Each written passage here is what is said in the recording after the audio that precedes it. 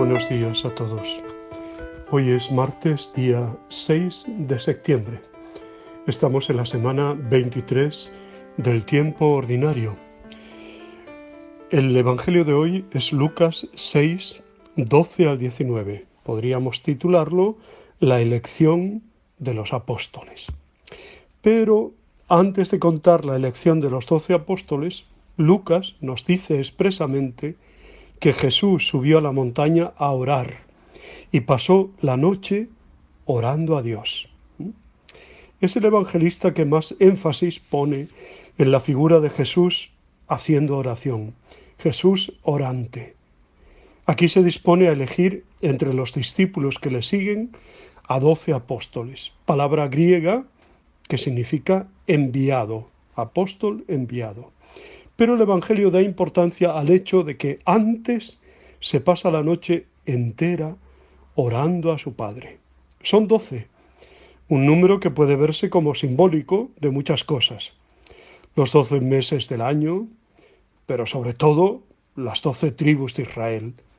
Así Jesús manifiesta que el nuevo Israel, la Iglesia, viene a sustituir y cumplir lo que se había empezado ya en antiguo. La lista de los 12 aparece varias veces en el Evangelio, con ligeras diferencias de orden que aquí no nos interesa subrayar. Los 12 son grandes personalidades. No son grandes personalidades. Son pescadores, la mayoría, alguno recaudador de impuestos como Mateo, en fin, gente muy sencilla, ¿no? Le van a defraudar en más de una ocasión, pero es el estilo de Dios que va eligiendo para su obra a personas débiles, y Dios capacita a los que Él ha llamado.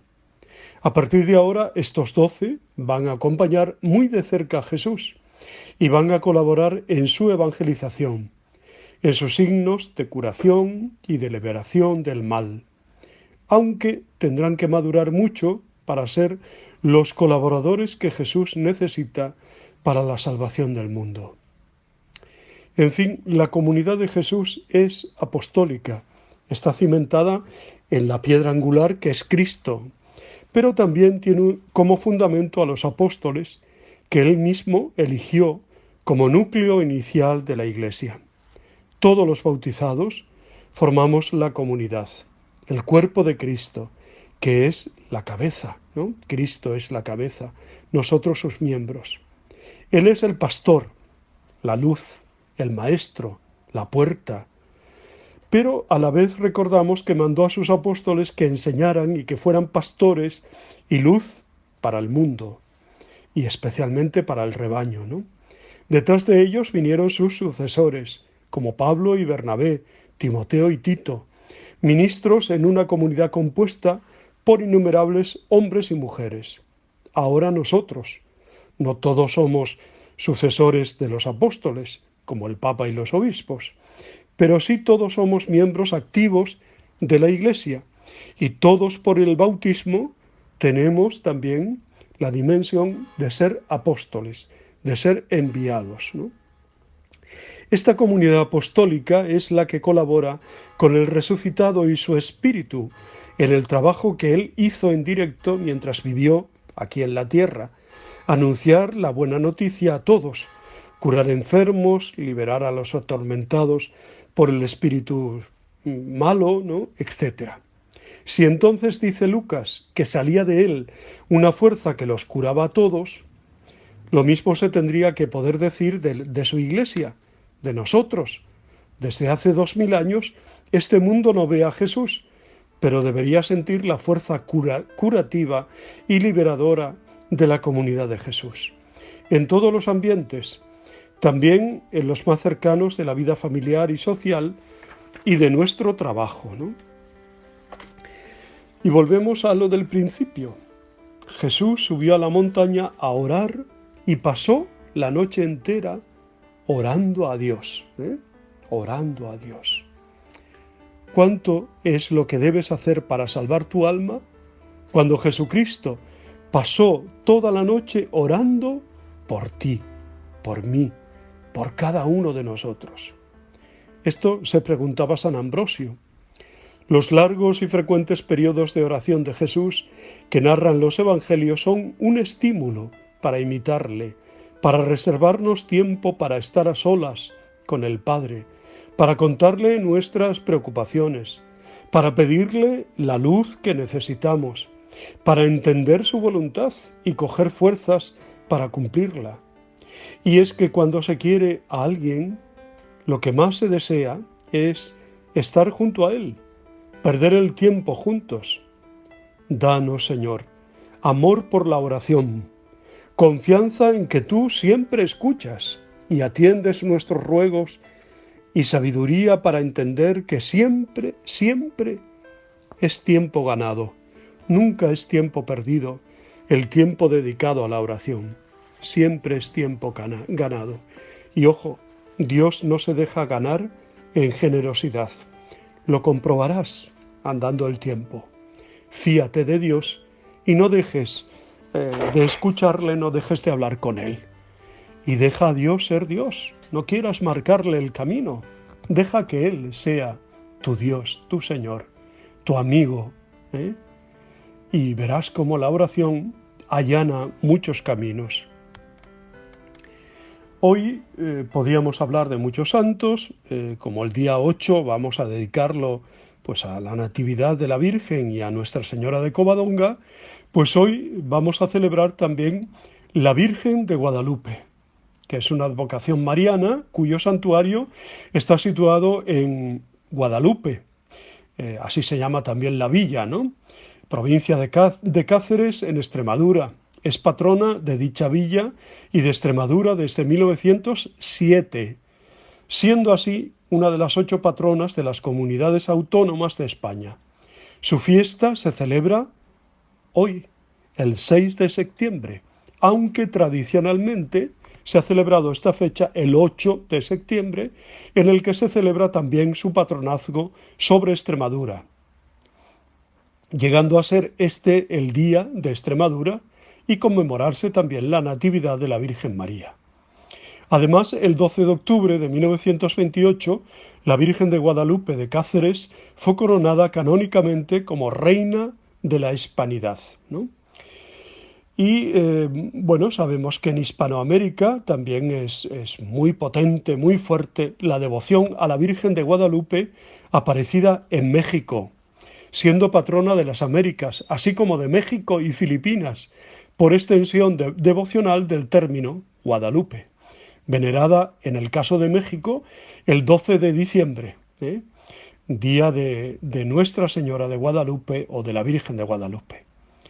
Y aunque existen varias advocaciones marianas bajo el título de Virgen de Guadalupe, la primera de ellas, cronológicamente, es Guadalupe la Extremeña. De esta forma, la Virgen de Guadalupe ostenta ambos títulos, patrona de Extremadura y de la Hispanidad, el 12 de octubre, fiesta de la Hispanidad, coincidiendo con la fiesta nacional de España y también con la fiesta de la Virgen del Pilar, patrona de Aragón. En 1993, la UNESCO declaró todo el conjunto del monasterio y basílica de Guadalupe en Extremadura como patrimonio de la humanidad, mencionando la importancia de la célebre estatua de la Virgen de Guadalupe, que se convirtió en un poderoso símbolo de la cristianización de gran parte del Nuevo Mundo. La imagen de la Virgen de Guadalupe está fechada hacia finales del siglo XII. Se trata de una Virgen sedente, realizada en madera de cedro. Es de estilo románico o protogótico. La talla mide 59 centímetros, muy pequeñita, y pesa 3.975 gramos, o sea, casi 4 kilos. Para vestirla como una del siglo XIV, se reformaron varias partes, destacando su cabeza y su mano derecha. Originalmente tenía incorporada una corona almenada realizada con trozos de madera y un relleno de yeso, aunque le fue retirada y se le colocó una sobrepuesta, ¿no? También se le cambió el brazo derecho del niño Jesús por uno de plata. Existen un gran número de hipótesis sobre la etimología de la palabra Guadalupe, del árabe Wadi al-Lub, río de lobos, río del oso, río escondido, río de cascajos negros, río de altramuces, entre otras, ¿no? Lo cierto es que el investigador francés Jacques Lafayette, especialista en el tema de la Virgen de Guadalupe en México, añade que, aunque el sufijo lupe ha sido interpretado como de origen latino, lupus, que significa lobo, una investigación filológica más detallada al artículo árabe nos daría Wad al-Upe, que significaría más bien río oculto o corriente interior, ¿no? Según una antigua leyenda, la imagen fue realizada como todas las imágenes fuertes, por San Lucas Evangelista. Siglos después fue venerada en templos de Acaya y Bizancio. Posteriormente el Papa Gregorio Magno le regaló una escultura a San Leandro, arzobispo de Sevilla. El arzobispo colocó la imagen en una ermita a las afueras de Sevilla. Durante la invasión musulmana del 711, los cristianos de esa ciudad la depositaron en una caja y la escondieron junto al río Guadalupe, en la zona de las Villuercas. En el siglo XIII se le apareció la Virgen a un vaquero de la provincia de Cáceres, llamado Gil Cordero, junto al castillo de Alía, y le dijo que existía una escultura de ella junto al río Guadalupe. Cuando Gil Cordero se encontraba cerca de ese río, se le perdió una vaca. Posteriormente la encontró muerta. Fue a desollarla para aprovechar su piel y antes, como era su costumbre, le hizo una señal en forma de cruz en el vientre. Entonces la vaca resucitó y se levantó. Entonces Cordero se preguntó si ese sería el lugar indicado por la Virgen que se le apareció junto al castillo de Alía. Excavó y a 1 metro de profundidad encontró la caja con la Virgen en su interior. Agolpó piedras e hizo una cabaña donde depositó a la Virgen. Posteriormente fue a la iglesia de Cáceres, donde informó al clérigo de mayor responsabilidad de su hallazgo y del deseo de la Virgen de recibir culto en ese lugar. No obstante, el clérigo no le creyó. Posteriormente llegó a su casa y encontró a su hijo muerto y rezó para que la Virgen le devolviese a la vida. Y de esta forma todos creyeran en su historia. Cuando los clérigos se dispusieron a oficiar el entierro, el hijo volvió a la vida. Se levantó y dijo que una mujer le había ayudado a levantarse. Entonces los clérigos creyeron y fueron juntos con gente de la ciudad en peregrinación a aquel lugar. Cuando descubrieron la cabaña, acordaron construir una ermita. Según la leyenda, Alfonso XI se encontró por primera vez con esta ermita en 1330. Cuando se encontraba de cacería. Alfonso XI se encomendó a la Virgen de Guadalupe en la batalla del Salado en 1340, resultando victorioso. Por este hecho, decidió reformar la iglesia, añadirle edificios adyacentes y hacer un albergue para los peregrinos. Bueno, sería muy largo describir pues todo el conjunto arquitectónico, que es bellísimo, y sobre todo pues también las obras pictóricas que tiene el conjunto de Guadalupe, ¿no? Y luego las distintas acaeceres de la historia de Guadalupe, ¿no? En fin, que del 10 al 14 de noviembre del 2003, año jubilar y 75 de la coronación de la Virgen de Guadalupe como Reina de la Hispanidad, tuvo lugar en la población un importante congreso mariano guadalupense. En enero del 2005, bajo el pontificado de Juan Pablo II, se expidió el decreto de concesión desde la Penitenciaría Apostólica por la que se otorga al santuario y monasterio de Guadalupe la celebración de un año jubilar con sus correspondientes beneficios espirituales, recuperando de este modo el carácter histórico del santuario mariano, agraciado con un año jubilar cada cierto tiempo, ¿no? Por Guadalupe pasó Juan Pablo II, lo visitó en 1982, y pronunció estas palabras: «Es indiscutible la estima tan grande que le tengo a la Virgen de Guadalupe de México, pero me doy cuenta de que aquí están sus orígenes. Antes de haber ido a la Basílica del Tepeyac, debería haber venido aquí para comprender mejor la devoción mexicana». Las palabras muy, muy hermosas, ¿no? Bueno, pues les invito a buscar en cualquier buscador, por ejemplo, de Google, uno de ellos es Google, mejor dicho, quería decir de ordenador, y pues leer la historia de la Virgen de Guadalupe. Bueno, pues nos encomendamos a su protección y le rezamos para que ella también nos ayude en esta tarea de la evangelización.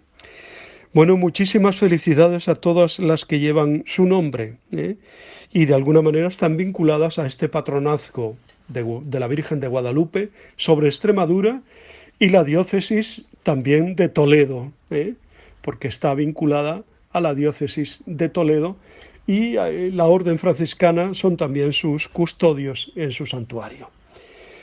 Os abrazo y os bendigo en el nombre del Padre, del Hijo y del Espíritu Santo. Os quiero.